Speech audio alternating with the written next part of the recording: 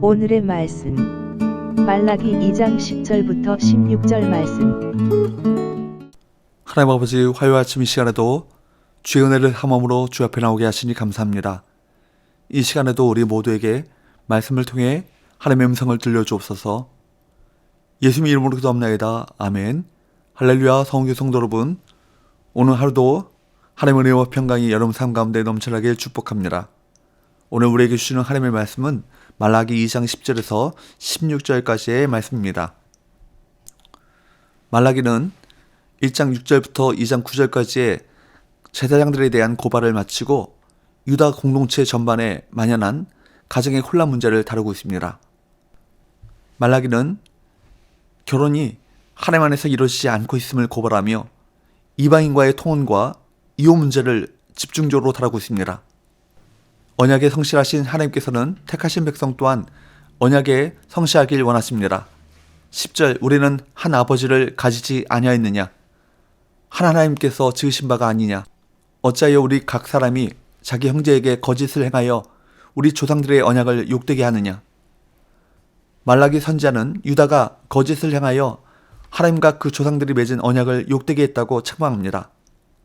거짓을 행하다라는 표현은 불성실하다라는 뜻으로 언약을 지키지 않는다는 말입니다. 그 원인은 무엇이었을까요? 그 원인은 이방 여인과의 결혼이었습니다.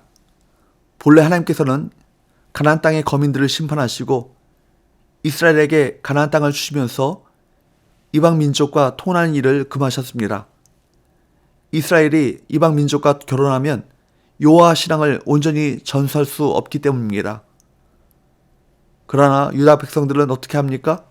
11절 12절, 유다는 거짓을 행하였고 이스라엘과 예루살렘 중에서는 가증한 일을 행하였으며 유다는 여호와께서 사랑하시는 그 성결을 욕되게 하여 이방신의 딸과 결혼하였으니 이 일을 행하는 사람에게 속한 자는 깨는 자나 응답하는 자는 물론이요 만군의 여호와께 제사를 드리는 자도 여호와께서 야곱의 장막 가운데서 끊어 버리시리라. 유다 백성은 하나님의 명령을 어기고 이방 여인을 아내로 맞이함으로 하나님이 사랑하시는 성결을 욕되게 했습니다. 심지어는 제사장들도 이방 여인과 결혼함으로 하나님의 법을 어겼습니다. 누구보다 하나님의 법을 잘 지키며 백성을 바르게 지도해야 할 제사장들이 그와 같은 거짓을 행했다는 것은 유다 사회의 타락상을 잘 보여주고 있는 것이죠. 그래서 하나님께서는 그들이 드리는 봉헌물을 받지 않으실 것이고 그들이 야곱의 장막 가운데서 끊어질 것이라고 경고하십니다. 이는 하나님의 심판을 받게 될 것임을 의미하는 것입니다. 성도는 하나님과 맺은 언약의 말씀을 어기고 육체의 정욕을 따라 하는 거짓 행위를 금하고 경건한 가정을 이루어야 할 것입니다. 13절 14절, 너희가 이런 일도 행하나니 곧 눈물과 울음과 탄식으로 여호와의 제단을 가리게 하는도다. 그러므로 여호와께서 다시는 너희의 봉헌물을 돌아보지도 아니하시며 그것을 너희 손에서 기꺼이 받지도 아니하시거늘 너희는 이르기를 어찌됨이니까 하는도다. 이는 너와 내가 어려서 맞이한 아내 사이에 여호와께서 증인이 되시기 때문이라. 그는 내 짝이요 너와 사역한 아내로되 내가 그에게 거짓을 행하였도다. 이방인과의 통혼이 형제에게 거짓을 행하는 것이라면 이혼, 곧 남자가 아내를 버리는 행위는 아내에게 거짓을 행하는 것입니다. 버림받은 여인들의 눈물과 울음과 탄식은 여호와의 제단을 가리게 하는 심각한 범죄인 것입니다. 14절 상반절을 보면 유다 백성은 백성이 습관을 쫓아 또다시 하나님의 말씀에 정면으로 도전합니다. 10절에서 13절에서 하나님께서 길고도 상세하게 말씀하셨지만 그들은 두 단어로 짧게 무엇 때문입니까? 라고 소리치며 하나님께 정면으로 항변합니다.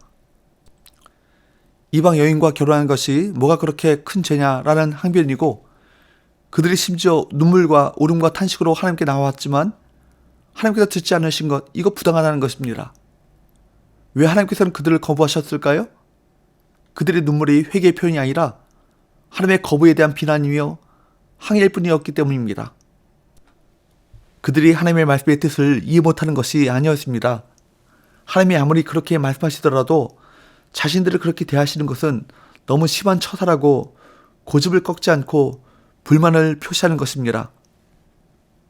제사장들뿐 아니라 일반 백성 역시 하나님을 가볍게 여겼고 두려워하지 않았습니다. 그들이 하나님께 항변하며 정면으로 도전하는 모습으로 분명히 드러났습니다. 당시에는 출산과 결혼을 분리해 생각하는 사람이 없었습니다. 말라기는 유다 백성이 경건한 자손을 얻어야 하는데 이방인과의 통혼과 빈번한 이혼으로 결혼 관계가 무너지면 경건한 자손이 이어지지 않아 하나님의 백성이 무너지게 된다고 경고하고 있습니다. 15절은 하나님께서 결혼을 제정하신 목적을 말씀하십니다. 15절, 그에게는 영이 충만하였으나 오직 하나를 만들지 아니하셨느냐? 어찌하여 하나만 만드셨느냐? 이는 경건한 자손을 얻고자 하심이라. 그러므로 내 심령을 삼가 지켜 어려서 맞이한 아내에게 거짓을 행하지 말지니라. 하나님께서는 사람을 만드실 때 아담 한 명만이 아니라 많은 사람을 한꺼번에 만드실 수 있었음을 밝히십니다. 그러나 한 사람만 만드시고 그를 통해 사람들이 퍼져나가게 하신 이유와 목적은 무엇입니까? 경건한 자손을 얻게 하시려는 것이었습니다. 그렇습니다.